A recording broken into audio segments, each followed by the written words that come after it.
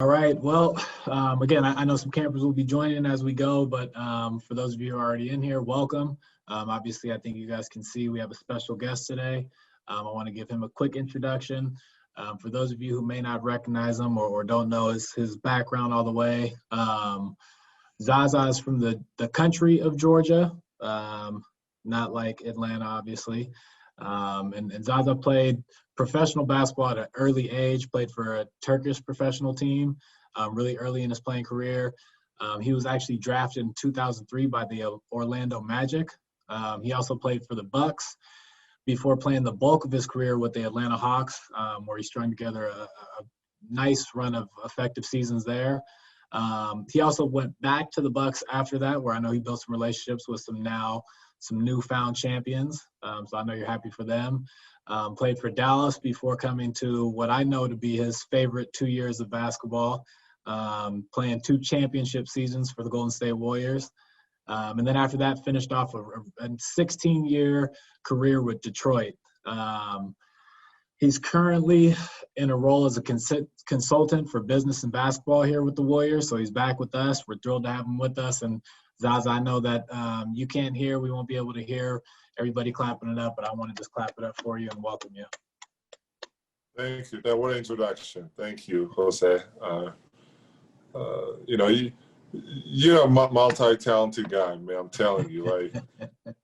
Obviously, one of the best trainers, the coach. First of all, amazing human being, and then now it's a new thing for you to, be a speaker, facilitate, the interviews and stuff. So thanks for having me, bud. Appreciate it, man. Appreciate the compliments. But this is about you. We can talk about me a little later after. We'll get my introduction as well. But I want to dive right into it. We have some questions for you. I have some questions for you. And the first thing I want to talk about is, you had, especially at the time, and, when you got drafted in 2003, and I think it's becoming a little more prevalent now, but especially at the time, you had a very non-traditional route to get to the NBA. For a lot of the players we know, obviously you didn't go to an American college and go through the 2, 3, 4 years of college, play NCAA, then come get drafted. And a lot of people kind of know who you were, at least in the USA, prior to you coming to play. So I was just hoping you could speak on kind of that route and how it was playing professional basketball at an early age. And then coming to the NBA through that kind of non-traditional route, the challenges, the advantages, things like that it played for you. Yeah, in our lives, Jose, everybody has own success story, right? And thanks for asking me this. And I want to answer what was my story of coming in the NBA and making. So I was, as you mentioned, I was born and raised in Georgia, Republic of Georgia, and back then, in talking about the 90s, to move from country to country was not that easy. For some kids, and I was one of them, it was kind of literally impossible. For me to even imagine. As of today, now with this technology, having the access to the travel and so many things are so much easier right now. We are lucky. But back then it was difficult. So my first destination from Georgia to Turkey, Turkey was the first destination for me, right? So there was a huge moment. There was a huge decision. I remember my family had to think about it and had to make a decision because being only child, obviously brings a lot of challenges. And, especially when it's such an early age. I was 13 years old when I moved to Turkey, right? So I spent 5.5 years, almost 6 years. And that's when I started playing pro ball at age of 16. But, my physical, my height, my strength kind of put me in a situation where I could play against the pros. It had the positive side. It has negative side as well, because I had to early age, I had to play against the older and grown-ups, So as a 16-year-old, you still growing, you still getting stronger, you still need, a lot of things to work on. But, I had to adapt pretty quickly, right? And I remember my first game against ex-NBA players. You know how NBA players leave the league overseas. Now, obviously, there's more options, but back then, Europe was the target, for a lot of NBA players. So they kind of pushed me and gave me, challenged me a lot. I had to get stronger, and I had to get better pretty quickly, to play against these guys. But yeah, I mean, coming in the league actually put me in a situation where you have some kind of experience playing against the pros. And good thing was I was making a little money as well, but that was not the priority. Obviously, priority is like development, right? So I was lucky to be with a really good organization called Ülker in Istanbul, in the country of Turkey. So I was lucky with that. Had amazing teammates. Some of them was I would mention Joseph Blair. Joseph Blair is the assistant coach for Minnesota Timberwolves. He was my mentor, and also I had Devin Booker's dad was my teammate. He was 30 plus, but he has some experience of playing in the NBA, and now his son is, we saw him in the finals. He's one of the best players we have out there, so in the league. But it means a lot when you have this kind of teammates, right? Like mentally, they're preparing you, they're helping you. It's all the small details, recommendations, not on and off the court, right? So, and so basically, I came from, with international experience. I always think right now, what if I played, in college, high school, college, and obviously we're not going to get that answer. But like I say, it doesn't matter. Like, it doesn't matter. Like, you got to embrace it and take advantage of the situation you are, right? So you cannot look for the excuses like, they're older, they're stronger than me. No, you got to keep fighting, and you have to write your own story for the success.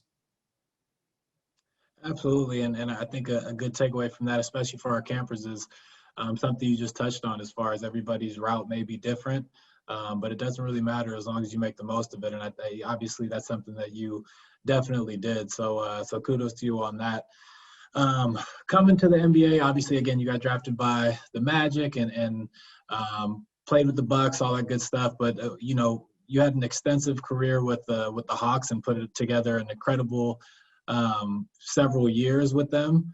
After doing that and obviously having a good stretch with them, playing with the Bucks again, with Dallas, my question to you is, what made you at the time choose to come play for the Warriors? And I know obviously you put yourself in an incredible position through your success to have some choices and put your career in kind of your own hands. And obviously we're thrilled that you chose to come here. But at the time, I'm curious as to what made you choose that, and if you could speak on that a little bit. That's an interesting question, pretty complex too, Jose, because, when you look at it like 10 plus year career, right? So every stage has different approach. Like in the beginning, like for example, as a rookie, you're trying to feel accepted by the league, by the coaches and your teammates. So you're fighting for like acceptance. And then once you are accepted, then you're trying to showcase yourself and kind of prove what you can do. And then, there's a stage of your career where you try to, become a free agent. So that's your first, professional contract, like beside the rookie contract, right? So then you're trying to win some kind of award. I don't know, most improved, or get a playing time first of all, get most improved, MVP, whatever it is, right? So you kind of first couple of years is really selfish, I would say, right? You're thinking about yourself, your career, your development. And then once you get older, like, you experience all this, right? So you got your awards, and you got your first contract, you got your second contract. Yeah, your mindset changes, So actually, we all heard about, right time, right place. That's what I was, I think, when I got offered by Warriors to join this amazing team. And especially 2 days before I got a call from the Warriors, from Bob Myers and Steve Kerr, there was a breaking news that KD decided to, play for the Warriors. So it was Steph, Clay, KD, Draymond, right? So we all knew this, starting lineup, first four, and then at center, because Andrew Bogut, was traded, and there was a need for the center. And 2 days later, I'm getting a call, right? So I'm getting a call from right organization, perfect team, amazing team, probably, one going to stay with the golden letters in the history of basketball. And good thing is I experienced all this, individual success, right? I I experienced it, then I went through it. So right now I was more looking for success, the team success, right? To achieve it like as a championship, probably we would say. So, and I think it was a perfect, how the beautiful marriage, basically, that's what it was. I liked what I was offered as a role, and I knew where I was getting into. I knew what was going to have, the kind of role I was going to have, and to make sure I complement these amazing players with my ability. But at the same time, I was coming off the great year, my career year with Dallas. I averaged double.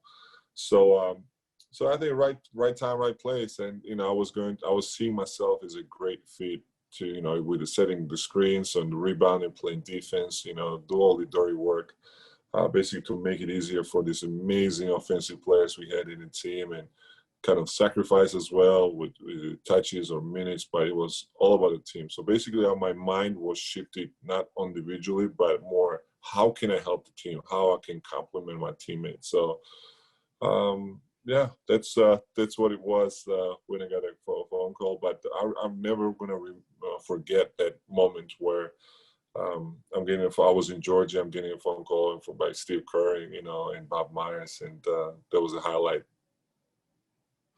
Well, speaking of highlight, I do want to touch on that a little bit, just so you know. Obviously, us here with the organization, we were thrilled to hear about having Kevin Durant choose to come play with us. But the real highlight for all of us, and what we were most excited about, was, again, a couple of days later, knowing that we were going to get Zaza Pachulia to kind of round off that team. So that was really good news for us. To go a little bit into that, and obviously your time here with the Warriors, I'm curious to know what you kind of took away from playing in the Golden State culture. And obviously, I think a lot of the culture has to do with the entire organization, but you just touched on the 4 All-Stars that you played with, playing for Coach Kerr, playing with Steph, Clay, Draymond, KD. What were the kind of takeaways through your years with us? Experience and relationships. I'll say, the reason why I'm saying this, because to win the championship is hard. All right. So because we had this amazing team, it doesn't necessarily mean that we were going to win. Right. It took a lot of effort. It took hard work and some luck as well. But I think we earned the luck. But most importantly, to go into the fights and into the games and spend time, build the relationships and experience. And that was the most important thing, right? And because the worst thing, I was going to get that, but you know what? We put ourselves in a situation. We ended up winning back-to-back championships. So there was this experience became even sweeter, right? But most importantly, to learn, to grow, to learn, and from not only coaches but from your teammates, right? And we already knew like Warriors was a great organization, great team on the court.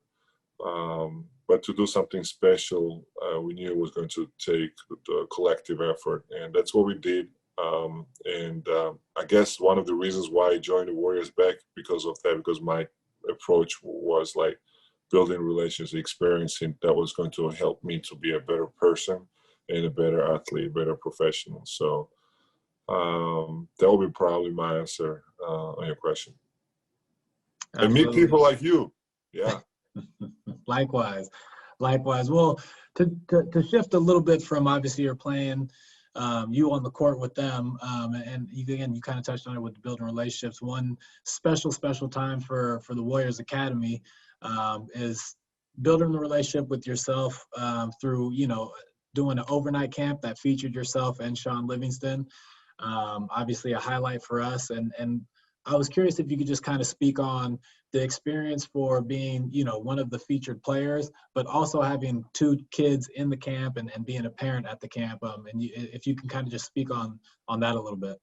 I'm glad you asked me this question, because I remember when I signed with the Warriors, everybody was in the summer league, right? So I came in, I got my physicals, and they gave me my jersey, they showed me my locker room, and that was it. Like literally nobody was there, and suddenly I hear some noise coming out from the practice court.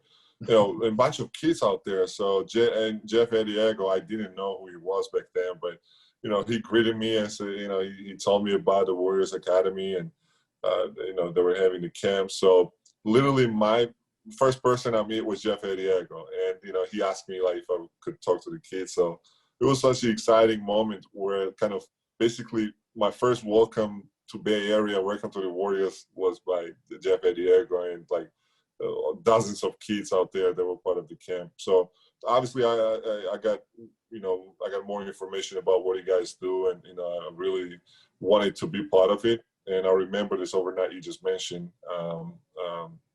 I never heard that before, to be honest. I maybe you guys are the only ones who are doing it. So first I was thinking like, should I let my kids go? And but obviously we decided, both my boys, David and Sabo, were part of it. And since then, every time you guys hosted something like that, they just keep like they literally circle up in the calendar, because when we're talking about experience, right? It's amazing time and opportunity for the kids to experience something special, right? Because let's be honest, like basketball, obviously everybody's dream to become that one of the 450 NBA, players that's part of in the league, the NBA. But most important thing is the values that basketball has to offer, and that's what you guys do. You teaching these kids values about work ethic, to the discipline, to the leadership, right? And building the relationships, obviously, getting to know each other, and a healthy life, right? And you take these things anywhere you want to go, either it's a sports, or it's you want to be a scientist, or you want to be a teacher, or you want to be a businessman. It doesn't matter. These values gonna help you to achieve the goals and dreams you have. So that's why I saw like that you guys are just helping those kids to understand about this important the values, and as well as teaching these kids the basketball and having fun, most importantly. So since then, since like our first experience, I mean, my kids always want to be part of it, and they've been enjoying it. They've been having fun, and they've been loving it every single moment. So thank you guys for that. Of course, man. Thank you. I actually have another question, and it's kind of piggybacking off of that before we have some questions that the campers asked as well. But this is kind of more so for the campers as well. And again, I don't ask this to make you repeat yourself. I think you've touched on it quite a bit. But obviously, as a parent of two incredibly talented players that are basically the same age for a lot of campers that may be listening today, I'm curious as to things you really have them focus on, both on the court and off the court. I know you touched on some of the values and different things like that. And, we've seen basketball, like you just said, it took you to a professional level at 16 years old. So it was, you were a pro, really, really had to grow up really, really quick. And I think, a lot of our campers and even your two sons, David and Saba, and a lot of players here have an opportunity to take their time to kind of grow up a little bit more. But again, I just want to see, I'm curious as to what you have them focus on, again, both on the court and off the court, that will really help them have success moving forward. That's very important and a great question. That's why asking me that, Jose. Fundamentals, right? To build a strong foundation. That's so important. This is on the court, right? The foundation. The small details, like you need baby steps to get to the level where you want to get, right? Obviously, we all have dreams, and hopefully we have dreams, and hopefully we have goals, small goals and the big goals, right? So for the campers, maybe for most of you guys, it's like, to become, playing NBA. But how you get there, right? That's the most important and most, difficult, question to answer on how you get there with this right steps, right decisions, and, to have a strong foundation with, you got to work on your game, right? The fundamentals, so important of this game. The IQ, the education, such an important part. You guys see this game is so fast. And if you're not thinking on the court, nobody's going to let you, think about for minutes, what to do. It got to be quick decisions, right? So for that, you need to have IQ, right? So, and most importantly, enjoy the process, have fun. And, like I say, understanding to what it takes to get from point A to point B, right? And work ethic, and it's a huge competition, right? So you need all those tools to to put yourself in a situation to be lucky and to be one of those 450 NBA players, as I mentioned. Absolutely. Well, man, I appreciate that. I want to shift a little bit. Again, we have a lot of campers listening, and some campers submitted questions. So we're going to have some of our academy staff ask you some questions on their behalf. I'm actually going to first pass it over to Coach Chanel as a question, and I'll see you in just a little bit. Thank you. Hey, Zaza. Hi, Chanel. Have you on. Thank you for being here. So I first want to shout out a few of our girls attending our girls skills camp at our Warriors basketball facility camp this week, and all the girls in attendance. But Nina, Jaya, and Bryce, thank you so much for tuning in. So Zaza, the question is from Natalia Olveria. If you can be any animal, what would you be and why? Oh, I love it. It's very creative. I wasn't expecting that question. Yeah, pretty fun question. First of all, I had a chance to stop by to your facility in Oakland, and I saw it was really early morning. Actually, I got there, so at 9 a.m. those girls were out there, so with the happy faces, excited for the camp. So we ended up taking pictures as well. So it was pretty cool to see and experience myself with ladies, playing basketball and enjoying and having fun. So great question. So my favorite animal is horse, to be honest. I love horses. I don't have one, but I love horses. It's beautiful, pretty elegant, fast, strong, and let's go with horse. I like horse. I wish I was that fast, like as horses are on the court, but it's just beautiful. And they're smart. They're very friendly. Very, very friendly. So I would go with horse. But it was a pretty creative question. I like that. Yeah, that's a great answer. Thank you, and thank you also for stopping by at camp and taking the pictures and bringing the energy. So I know they love that. So thank you. Always. That's why Warriors Academy is great. You never know who shows up. It doesn't need to be like scheduled or anything, but you always get. You might see Steph Curry one day because with that building or with that particular the basketball gym, we have amazing relationship because so many great memories, right? And I remember 2016, 17, 18 years when I was part of the Warriors. We loved going there. We loved practicing there, and then we ended up winning 2 championships. And prior to me, it was another championship. So that building has amazing memory. You guys still see the pictures, the trophies, and so many great memories. So I love the place, and everybody else, and you never know who you're going to see out there. So yeah, absolutely, a lot of history there. But thank you, Zaza. I'm going to actually turn it over to Coach Lim. He's going to ask the next question. Thank you. Zaza, how we doing, sir? Nice hair, Coach Lim. I like it. I switch it up, man. I switch it up. So I have a question from 2 brothers, actually, Derek and Nick Wang. And they have a question, and they want to know, do you follow a special diet? Ooh, important one. Okay, good job, brothers. Yeah, that's very, very important, actually. Especially when you're talking about playing the high level, right?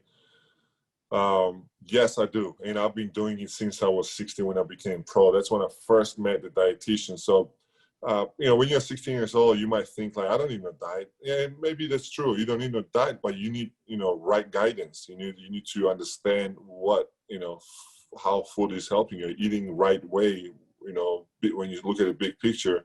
It's so important, right? So dietitian explained me, what each individual ingredient is helping me with energy, with vitamins, what carbs does, for example. So you don't want to eat carbs at night before you're going to sleep, so you want to have carbs, maybe during the day. And that's what I've been doing. And I'll share with you guys what was my kind of basic eating right approach.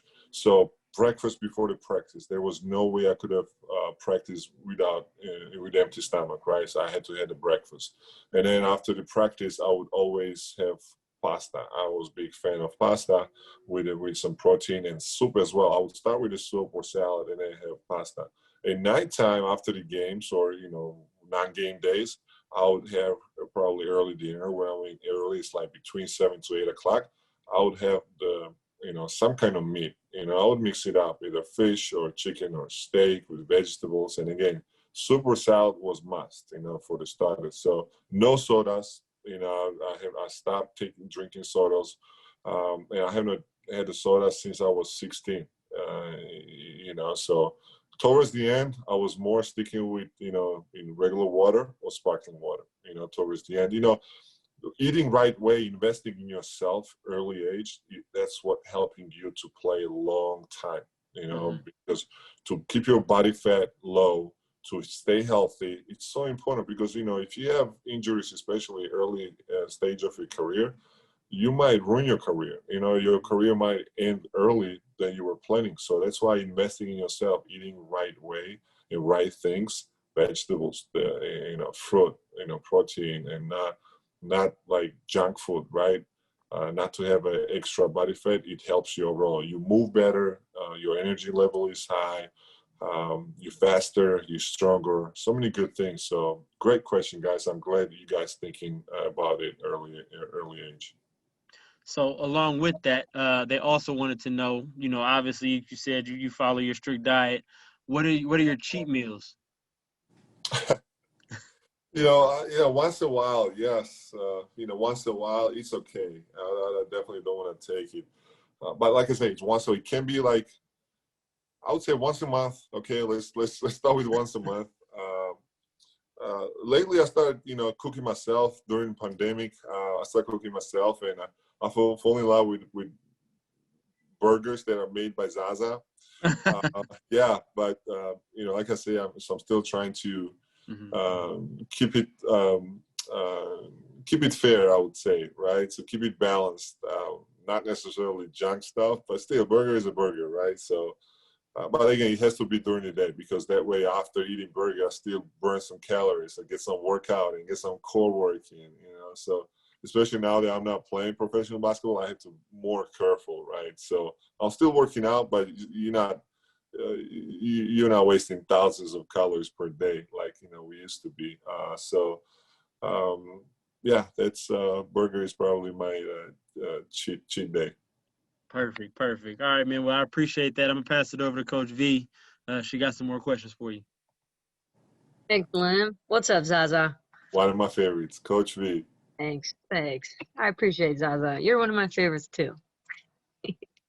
All right, so I've got a question from Aditya, who was out at Lynbrook High School. We were out in San Jose last week. And before I go to Aditya's question, I do have some people I want to shout out that was at camp and who are tuning in right now. So I've got Mega, I see Zoe and Hans in here. Great week at camp last week.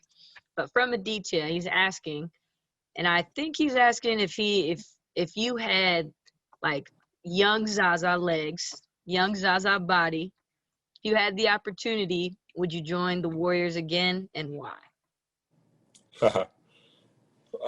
Well, guess what? I still can do it, by the way, like with old legs. Let's do it. Old legs and old body, but it's crazy we're talking about old, but I'm only, 37 years old, so. Man, you're still young. We're still young, yeah, but for the athlete, probably it sounds older, but. One thing, that's a good question though. One thing I would say, I never been super athletic. And so when I was getting to, when I was 34, 35, I was still jumping same amount as I was jumping when I was 18. So I really didn't lose anything but probably moving laterally, that was one of the things. But you know what?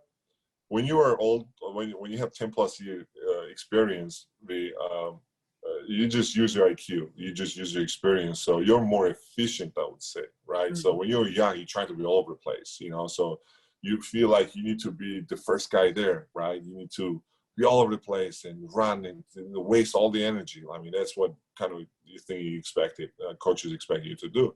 But although you get, you pick and choose, right? So you just play smarter and you're trying to save your energy, and but at the same time do all the necessary things to help the team. So you know what, I still can play.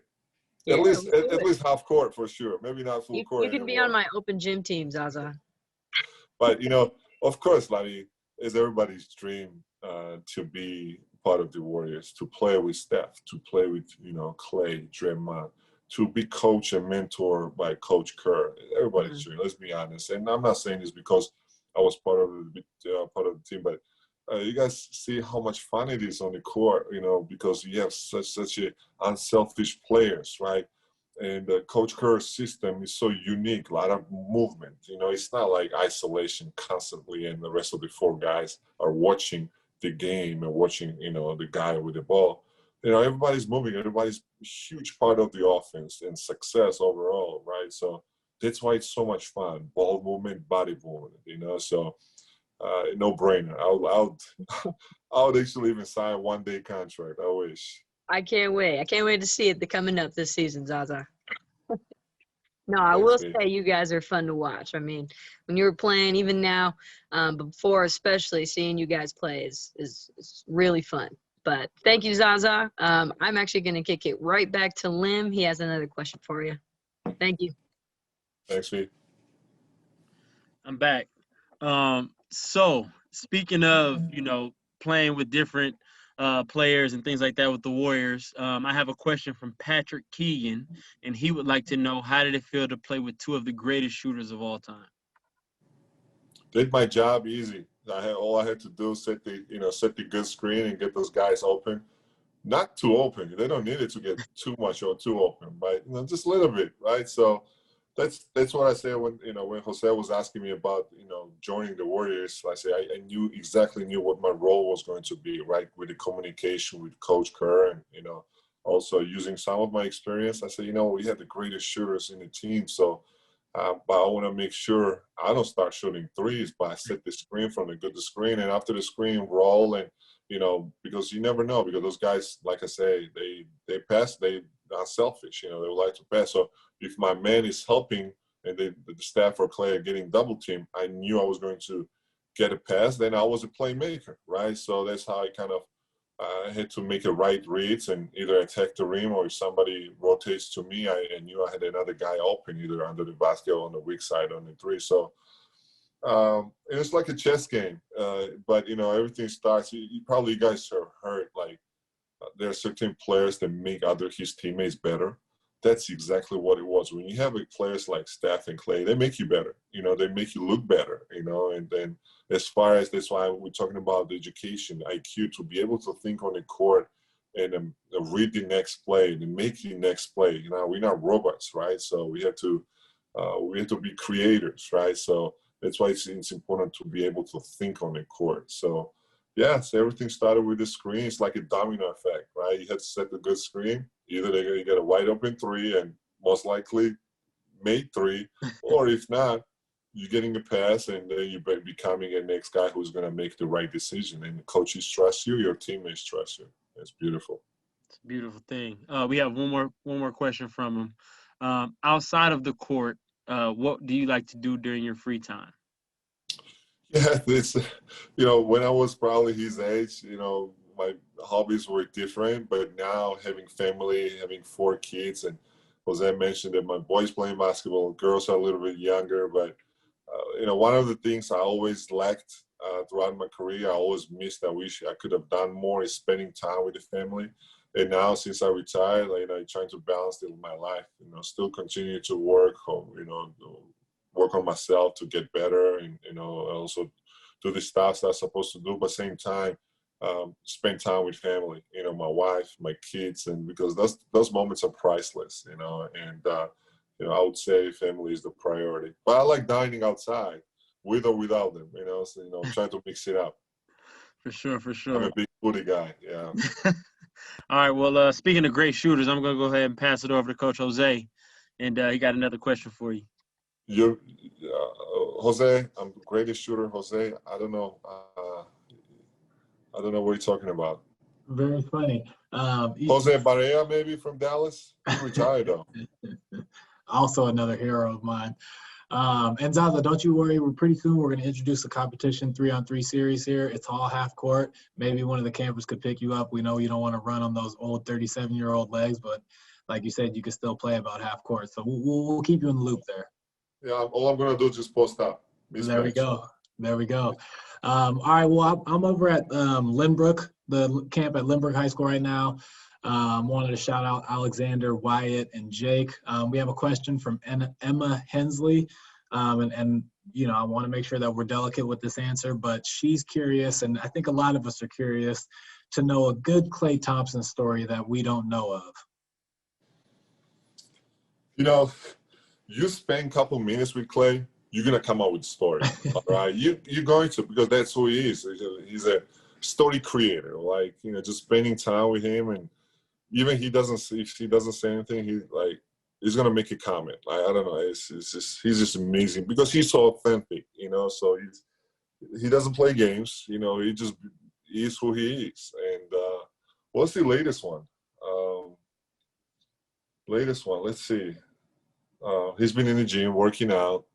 My favorite is when we went to fishing. And he was so excited. You know, again, for him, competition is everywhere. Is competition. Even on the boat, when we were on his boat and we were fishing, he was trying to compete and make me look better and who get the bigger fish. And he was getting so excited catching the big fish. And we actually posted a picture as well. One day he called, like, Georgia, come on, like Georgia. We've been talking about, I'm from the Republic of Georgia, right? So, you know, in Georgia they speak Georgian, right? So he asked, how many languages you speak? I said, well, I speak 4 languages. And I said, you know, it's English, Turkish, Russian, and my native language. So he said, you mean Georgian? Like, come on, Klay. I mean, you know, it's not Georgian, it's Georgian. So, like, man, this guy is a character, you know. He's so authentic, like I say, amazing human being. And that's what makes him so special, because there's no fakeness in him. So that's why everybody loves Klay. Indeed. Oh, man, we can't wait to have him back. I'm going to pass it over actually to Coach Jason Perkins. He has a question for you, and I'll see you in a little bit. Big Perk. Zaza, what's going on, my man? Most interesting man in the world. I'm excited to have one of those Zaza burgers, by the way. I mean, those sound like they would be pretty good. No, definitely want to just shout out. There's a wait list. There's a wait list, Perk. So is there? I will make sure I wait in line. Definitely. Tony's ahead of you for sure. Tony and Ben. Gotcha. No, I wanted to shout out Quentin, Ozzie, and Sawyer over at the Warriors basketball facility here in Oakland. And our question is from Brandon 2. And his question is, who is the toughest center you faced? Without even hesitation, Shaquille O'Neal. And especially when I first came in the league, he was dominant. He was the most dominant player in the league, right? He was in his prime. He was playing for the Lakers. And I was 19 years old. I was 230 pounds. And, yeah, I had a tough time. And, you know, back then every team had like 6-7 centers because he was putting every center in a foul trouble. So teams better had, you know, more options, you know. So he was dominant and he was strong, experienced. He was great. And then second guy I would mention was Yao Ming because he was so tall. And, you know, being 6'11", he was 7'3", 7'4", or 7'6". No, he was 7'6", I think. Yeah. So, yeah, I mean, I look like a baby next to him, and especially if he caught the ball under the rim, gosh, like, good luck. It's like playing against Boban. Like, Boban Marjanovic probably, a lot of campers probably maybe don't remember Yao Ming's game, but the same thing with, like, you know, Boban. You know, he doesn't need to jump to dunk the ball. Think about it. At least he's that tall. But those guys, you know, like, they were embarrassing you maybe, but same time for the young man, they were such motivation because, like, I really locked in on lifting weights because I say, you know what, I need to get stronger because Shaq is so dominant. And, you know, of course you try to get a stops and, you know, stop him, but at the same time you have to be realistic. You know, most dominant center in history probably. But I say at least I need to get stronger, right? And for me to stay in the league and, you know, defend the guys like Shaq. So he always takes something positive, even though he was scoring 30 and 40 points on every single night. That's big time. Some great Hall of Famers. Yeah, with Shaq. That's awesome. Cool. Well, I appreciate you, Zaza. Great seeing you. And speaking of centers, I'm going to pass it over to our rock and our center, Big Ben, who's going to actually take it over for the next few questions. All right, man. He's a center in modern basketball, that's for sure. Zaza, how you doing, man? Good, Big Ben. How you doing, sir? I'm great. I'm just wondering how come Alim got a compliment on his hair, but I don't get one on mine? You know, because there's nothing. Leave it there. Leave it there. There's nothing to compliment. Sorry, man. You know, I can say That's nothing to compliment. That's all right. Well, thanks for being here, man. We really appreciate you. Too bright. I don't see your hair. It's too bright. Yeah, sorry, man. The lighting is off. But hey, listen, I was running camp out in Thrive City the last couple of weeks, right in front of Chase Center. It's been amazing. We've had really good turnout. Kids are having a blast. So I want to shout out Atticus, Eleanor, and Azal. But I had a question from Justin Nolting, who wanted to know, who was your favorite NBA opponent? Like, what team did you always look forward to playing?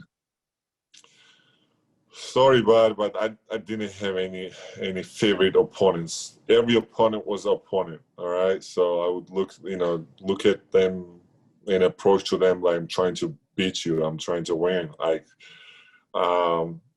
But I'll tell you who was my favorite growing up before I got in the league. Obviously, Michael Jordan, because he was, most dominant and most interesting. And literally is a world's favorite player, right? With his on the court, what he was able to do and his charisma and he introduced basketball to the world, that's for sure. But as a center growing up, Tim Duncan, I always loved Tim Duncan, loved watching him. The reason why, because fundamentally he was so amazing, as well as hard worker, smart player, right, and humble. He was a very nice guy. I have a pretty cool story with Tim Duncan. So when I started playing for Atlanta Hawks, I think we were playing against the Spurs, and I was guarding him. And after first half, I had scratches all over my body, especially the hands. I was literally bleeding, right? So, and obviously it came from because of Tim. I say, and before the half ended, I said, Timmy, you need to cut your nails, buddy. Like, look, I got scratches all over my hands. Like, literally, it was all over my hands. And so the first half ended, and we went to the locker room, came out, and Tim was sitting on the bench. And guess what he was doing? Cutting his nails before the second half started. So, again, you gotta respect that, right? That's such a huge player. This guy, is one of the all-time greatest. And listen to me as a young player, and coming in the league and still trying to find my, spot. And I was joking with him. He didn't have to do it. I was joking with him, and he actually listened to get serious, and he cut his nails. Those kind of things are so meaningful, right? So I kind of fall in love with this guy even more. I mean, he's definitely one of my favorites. Definitely. All right. Well, appreciate you again for hopping on. I'm actually going to kick it back over to Jose, and I think he's got some more rapid fire questions for you. Thanks, Ben. So Zaza, to wrap it up, first of all, we appreciate the time. This will be really quick. We have some rapid fire questions. So again, they don't necessarily have to be like one-word answers, but we're just going to bang through these real quick. Some of these you kind of touched on already, but I want to know your favorite subject when you were in school. Math. And I still love it. Love it. What about your favorite Georgian dish? Ooh, khachapuri. Are you familiar with khachapuri? Yeah. Do you want to quickly explain what that is a little bit? It's it's definitely Georgian traditional, and when you ask the tourists, what's your favorite dish? Probably most of them will say khachapuri. It's basically bread with cheese, but it's more than that. I mean, just like to explain you what to expect, but it's definitely more than cheese bread. I can vouch for that, and I will say it's inexplicable. You just have to experience it completely. Okay, your favorite American dish? Steak. Can we say steak is American? Well, American steak. We'll take fried We'll take it. We'll take it. Yeah, maybe I think steak is coming from South America, but American steak is pretty good. I love it. I love it. This one might be tough to answer just kind of quickly, but what's your favorite moment as a Warrior? Winning the first championship. Nice. In Oracle Arena. Yep. Nice, nice. If you weren't in the NBA, what would you have done? I don't know. I have no idea. But you know what? As far as like this is a question like kind of cannot be answered in a one word. But if you have the personality that you always find a way to make the things happen, because in our life is not perfect. Life is full of challenges, right? So, but if you have the personality, if you have the character, like you find a way, even tough times, you find a solution, you find a way to fix it or solve the problem, right? I'm pretty sure if not NBA, I would find something to make it happen. Maybe not as like great level, you know, obviously to be athlete and to be playing in front of the whole world and whole world like audience watching you is different. But as far as it's inside of you to work hard, to dedicate, it's something to sacrifice and understand it's going to take some time. You know, I bet on those kind of people. 100%. I love it. Last one. You get to pick 4 teammates to play alongside you to build your dream team. Anybody you want to pick. You don't have to say me. Don't worry. It won't hurt my feelings. But anybody that you want to play alongside with you, 4 other teammates to build your dream team. Who you going with? Point guard, Ben. Shooting guard, Coach Lean. On 3, I would say Coach V. 4, Coach Perk. And 5, myself.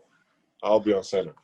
And, you know, every team needs a substitution. For substitution, 6-man. 6-man probably be Tony. I'll put Tony in the 6-man, you know. Not too much talent, but, you know, he loves the game. You know, he's smart. He can kind of, you know, make the things happen. Head coach would be Jeff Adiego. And probably GM of the team will be Chanel, you know. So this will be, and we can give you tickets to watch our amazing team. Come and cheer for us. I was gonna see if you guys needed a water boy, towel boy, anything like that. You come and, you know, enjoy this greatness. You know, I'll cheer hard. Be experienced. Cheer hard. Part of it. Yeah. I appreciate it. I'll cheer, even though you guys will go 0-82. I will cheer hard for you guys. You mean 82-0? Yeah, exactly. This team is unstoppable, man. You think about it, you can't even make it. You can't even make the team. That's a good point. If I can't make it, it must be good. Zaza, man, I can't thank you enough. Obviously a blast. We really appreciate you on behalf of the entire academy, and I know our campers had a blast watching you. It's always special to hear from you. So I just want to thank you, man, taking the time out. I know you're actually out of turn right now with defeating Saba. So wish them the best of luck the rest of the way. And again, thanks for everything, man. Thanks for the time. Thanks for having me, Jose. And you know what? Congratulations to you guys. It's amazing whatever you guys do. I'm a big fan. I'm a big supporter. And I appreciate you guys, whatever you're teaching my kids. And I appreciate you guys, whatever you're providing to all the kids out there. You know, you always find it. We were talking about finding the way. Like once pandemic started, you guys turned to virtual clinics, workouts. That way kids still out there and doing something they love to do, still learning a lot of things, bringing the guests, you know, either ex-players or current players. So this is amazing, whatever. So thank you guys from Jeff Adiego to the whole staff. As a parent, I appreciate you guys. Much love, Zaza. We'll see you soon. We'll talk to you soon. Again, thanks so much. Campers, appreciate you guys for being on. Hope you guys enjoyed it. Talk to you guys soon as well. And for most of you guys, we'll see you guys tomorrow. We're out of here.